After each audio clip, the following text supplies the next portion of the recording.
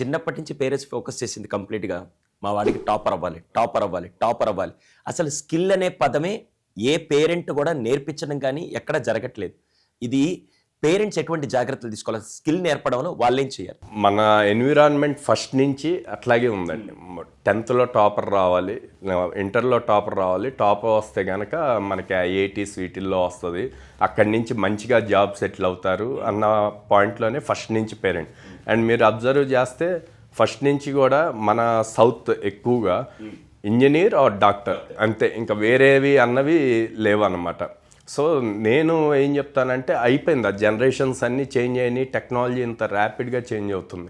ఒక అమ్మాయి పేరు ఊహశ్రీ, ఓకే, తను ఇంటర్ తర్వాతే తనకు క్లారిటీ ఉంది, నేను ఎట్లాగైనా బీటెక్ అయ్యేసరికి టాప్ కంపెనీలో తెచ్చుకోవాలని.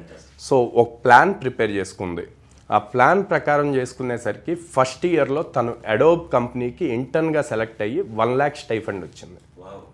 సో అట్లా తను కంటిన్యూస్ 4 years అడోబ్, తర్వాత మైక్రోసాఫ్ట్, అట్లా ఒక్కొక్క కంపెనీలో ఎవ్రీ ఇయర్ 1 lakh అంటే తన ఫీజుకి ఆర్ తన ఎక్స్పెండిచర్కి తను ఎంతో కొంత ఎర్న్ చేసుకుంటూ ఉంది.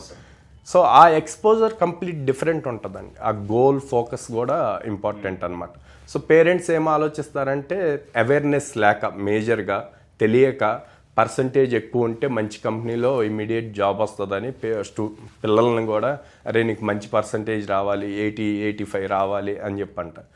అది 10th వరకు, ఇంటర్ వరకు బాగుంటుందండి. బట్ వన్స్ ఇంజనీరింగ్ ఆ డిగ్రీకి వచ్చాక స్కిల్స్ ఇంపార్టెంట్, ఎంత స్కిల్ ఉంది అన్నది ఇంపార్టెంట్.